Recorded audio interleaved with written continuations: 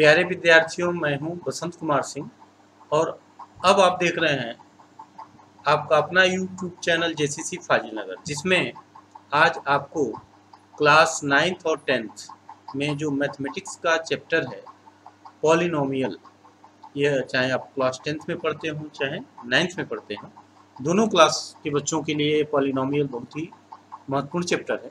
और आज पॉलिनोमियल में आप यानी कि हम 9th का दूसरा चैप्टर है। पॉलिनोमियल में आपको इंग्लिश मीडियम के विद्यार्थियों चाहे हिंदी मीडियम के विद्यार्थियों दोनों के लिए महत्वपूर्ण है और यह एक बेहतर वीडियो है, तो आप इसको ज़रूर देखें। आज के वीडियो में पॉलिनोमियल्स के एक एक टर्म्स के बारे में हम डिस्कस करेंगे और बताएंगे कि पॉलिनोमियल में क्या क्या चीज़ें आपको याद रखनी है, क्या क्या चीज़ें आपको समझनी है। तो चलिए स्टार्ट करते हैं आज का वीडियो।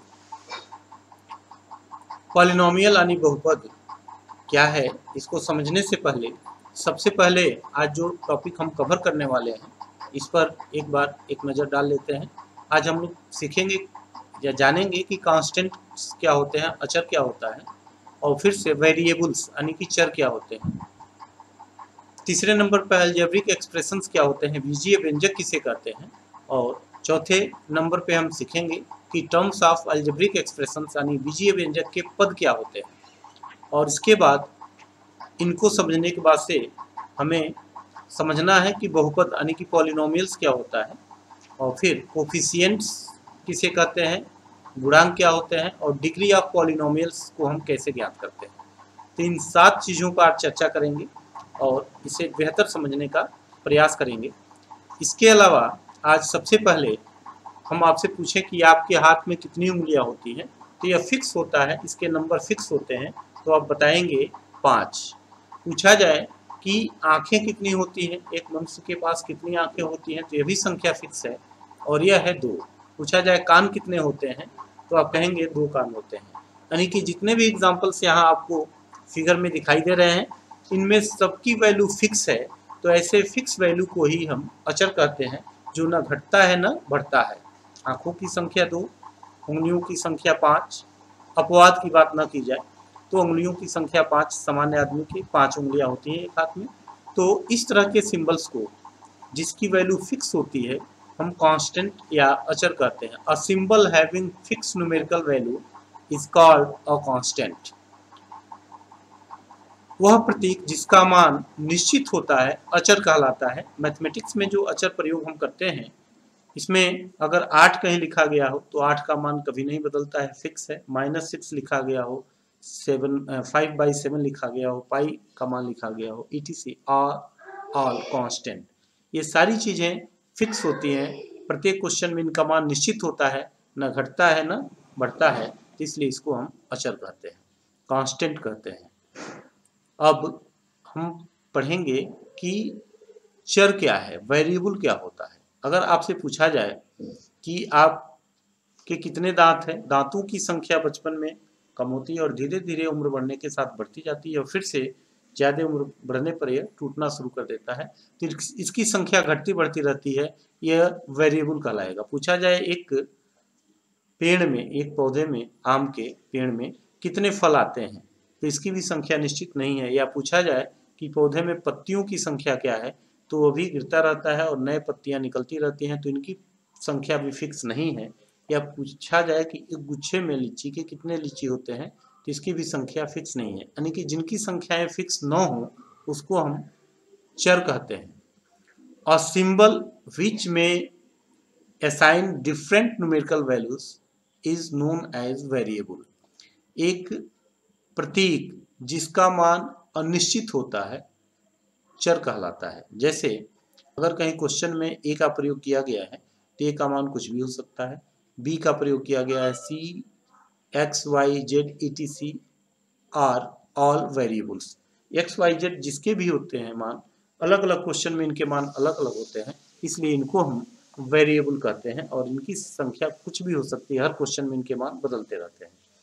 इसी प्रकार से अगर आपको चर और अचर समझ में आ गया, कांस्टेंट और वेरिएबल समझ में आ गया, तो कांस्टेंट और वेरिएबल को हम का एडिशन निकाल लें, सब्ट्रैक्शन निकाल लें, मल्टीप्लिकेशन या डिवीजन निकाल लें, इन साइन के द्वारा एक दूसरे को कंबाइन करें तो इससे बीजीय व्यंजक बनता है। यहाँ पे स्क्रीन पे आपको दिख रहा होगा, a combination of constant and variable connected by some or all of the operations plus minus into and divide is known as algebraic expressions.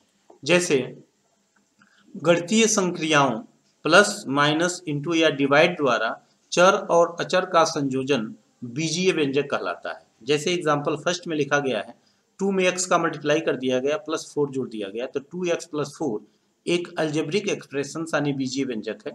Root x minus 2x भी एक अलजेब्रिक एक्सप्रेशन है। 3x plus 4y minus 9 भी एक algebraic expression है। और 4/x plus 4x minus 3 यह भी एक अलजेब्रिक एक्सप्रेशन है। इनको कंबाइन करने के लिए प्लस का, माइनस का, इनटू का या डिवाइड का साइन प्रयोग किया गया है, ऑपरेशंस यूज किए गए हैं, तो इससे अलजेब्रिक एक्सप्रेशंस बनते हैं।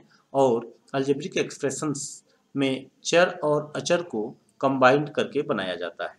तो हमें आशा है कि अलजेब्रिक एक्सप्रेशंस आपको समझ में आ गया होगा। चर और अचर के कॉम्बिनेशन से मैथमेटिकल ऑपरेशन द्वारा अगर इनको कंबाइन कर दिया जाए तो अलजेब्रिक एक्सप्रेशंस प्राप्त होता है।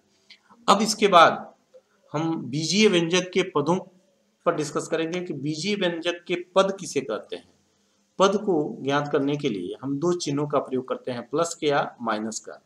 The several parts of algebraic expressions separated by plus or minus operations are called the terms of expressions.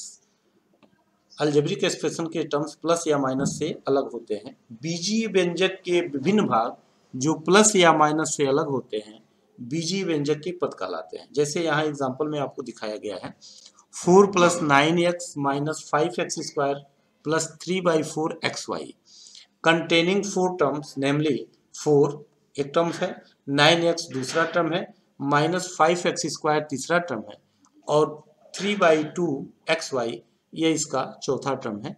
तो इसमें 4 टर्म है जो प्लस या माइनस से अलग हैं, तो इन्हीं को हम टर्म्स कहते हैं, बीजीय व्यंजक के पद कहते हैं। अब इसके बाद हम समझेंगे कि पॉलिनोमियल क्या है। कांस्टेंट के बाद से वेरिएबल और उसके बाद से अलजेब्रिक एक्सप्रेशंस के बाद से अब पॉलिनोमियल पर आप ध्यान देंगे तो ये समझ में आएगा कि पॉलिनोमियल क्या होता है। तो पॉलिनोमियल को समझने के लिए यहाँ पर लिखा गया है N algebraic expressions in which the variables involve have only non negative integral power is called the polynomial. Polynomial is denoted by px। अगर x का पॉलिनोमियल है तो px से, y का पॉलिनोमियल है तो py से, और z का पॉलिनोमियल है तो pz से, और xy दोनों का है तो pxy से डिनोट करते हैं।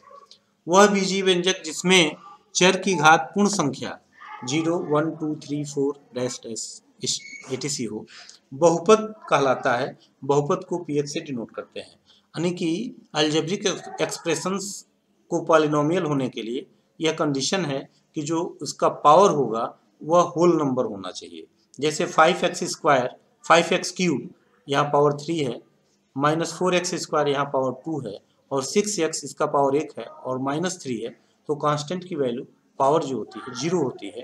तो यह एक पॉलिनोमियल है क्योंकि इसका जो पावर है वेरिएबल का यह होल नंबर से लिया गया है, और ऐसे अलजेब्रिक एक्सप्रेशंस को हम पॉलिनोमियल कहते हैं। दूसरे एग्जांपल में 9xy⁴ है, 6x³ है, 10xy² है और फिर से -8y है और 2/5 है। इसमें भी जितने पावर यूज किए गए हैं सब इंटीग्रल पावर जो है पॉजिटिव है, यह होल नंबर से लिए गए हैं, इसलिए इसको हम पॉलिनोमियल कहते हैं। तो प्रत्येक पॉलिनोमियल अलजेब्रिक एक्सप्रेशंस होता है, लेकिन प्रत्येक अलजेब्रिक एक्सप्रेशंस पॉलिनोमियल नहीं होता है। प्रत्येक बीजीय व्यंजक बहुपद नहीं होता है, जबकि प्रत्येक बहुपद बीजीय व्यंजक होता है। अब इसके बाद बहुपद के बाद से हम यह सीखेंगे कि बहुपद की घात क्या होती है, डिग्री ऑफ पॉलिनोमियल क्या होता है। इसके पहले कोफिशिएंट किसे कहते हैं इस पर एक नज़र डाल लेते हैं। तो कोफिशिएंट किसे कहते हैं, the polynomial 5x³ - 4x² + 6x - 3 में पूछा जाए कि x², x³ और x और कांस्टेंट टर्म क्या क्या है, तो x² के साथ x³ के साथ 5 से मल्टीप्लाई किया गया है, तो x³ का कोफिशिएंट 5 है, x² का कोफिशिएंट -4 है, x का कोफिशिएंट 6 है और कांस्टेंट टर्म -3 है। तो इस तरह से हम कोफिशिएंट बता सकते हैं। यहाँ पे 5x³ minus 4x² plus 6x minus 3 में x² का गुणांक कोफिशिएंट पूछा जाए तो 5 बताएंगे, x² का कोफिशिएंट पूछा जाए तो -4 बताएंगे, x का कोफिशिएंट पूछा जाए, गुणांक पूछा जाए तो 6 बताएंगे, और कांस्टेंट टर्म यानी कि अचर पद पूछा जाए तो -3 बताएंगे। तो इस तरह से आप गुणांक ज्ञात कर सकते हैं। अब हम सीखेंगे कि बहुपद की घात क्या होती है, बहुपद की घात किसे कहते हैं और इसको कैसे ज्ञात कर सकते हैं।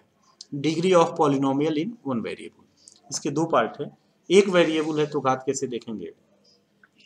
In the case of a polynomial in one variable, the highest power of a variable is called the degree of the polynomial. एक चर वाले बहुपद में चर की सबसे बड़ी घात को बहुपद की घात कहते हैं। जैसे यहाँ पे एक एग्जांपल दिया गया है, 2x + 3 is a polynomial in x degree 1। इसमें x की पावर सबसे बड़ी 1 है, इसलिए इसकी डिग्री 1 कहलाएगी। यहाँ पे 2x + 3 में बहुपद की घात 1 है, तो सबसे बड़ी घात को ही डिग्री कहते हैं, घात कहते हैं। दूसरे एग्जाम्पल में 4y² - 3/2y + 5 है। फर्स्ट टर्म में पावर 2 है, सबसे बड़ी पावर 2 है, तो इसकी डिग्री 2 कहलाएगी। इसी प्रकार से यहाँ हिंदी में भी लिखा गया है बहुपद की घात 2 है। यह तीसरे एग्जाम्पल में सबसे बड़ी घात जो वेरिएबल की है 4 है, इसके बाद 2 है, 1 है, तो 4 सबसे बड़ी घात है, तो इस बहुपद की घात 2 कहलाएगी। Degree of the polynomial is 4, यह कहलाएगी। आप ऐसे लिख सकते हैं। लेकिन अगर बहुपद में एक से अधिक वेरिएबल यूज किए गए हों, बहुपद में वेरिएबल की संख्या एक से अधिक हो, तो उसका डिग्री बताते समय इस बात का ध्यान रखेंगे कि प्रत्येक टर्म में जो चर है, वेरिएबल है, उसकी डिग्री को ऐड कर लेते हैं। In case of polynomial is more than one variable, the sum of the power of the variable in each term is taken up and highest sum so obtain is called the degree of the polynomial. दो या दो से अधिक चर वाले बहुपद की घात प्रत्येक पद की चरों के घातों के योग की सबसे बड़ी घात होती है। बहुपद की घात इसको कहते हैं, जो सबसे बड़ी घात को बहुपद की घात कहते हैं। जैसे यहाँ दिया गया है 7x³ - 5x² तो 7x³ में सबसे घात हो गई इसकी 3, और x² में दोनों की घात ऐड करेंगे तो 4 हो जाएगा। फिर से 3xy है, इसकी घात 1 जोड़ेंगे तो 2 हो जाएगा। 6y है, इसकी घात 1 हो गई, और 8 की घात 0 हो गई। तो सबसे बड़ी घात यहाँ 4 है, तो पॉलिनोमियल इन xy है और इसकी डिग्री हम 4 कहेंगे, क्योंकि x² और y² के पावर को जोड़ेंगे जिसकी घात 4 कहलाएगी। इसी तरह से यह दूसरे एग्जाम्पल में पहले टर्म में x और y की घात जोड़ने पर 5 आता है, और यह सबसे बड़ी घात है, इसलिए इसकी डिग्री 5 कहलाएगी। तीसरे यह उसी का हिंदी में इसकी घात 5 लिखी गई। तो जब दो वेरिएबल है तो इस तरह से आप घात को ऐड कर सकते हैं, आप घात को ज्ञात कर सकते हैं दो चर वाले वेरिएबल्स में। तो हमें आशा है ये वीडियो आपको पसंद होगा। अधिक से अधिक लाइक करिए, शेयर करिए। अभी तक चैनल को सब्सक्राइब नहीं किया है तो सब्सक्राइब करिए। पूरा वीडियो देखने के लिए बहुत बहुत धन्यवाद। जय हिंद।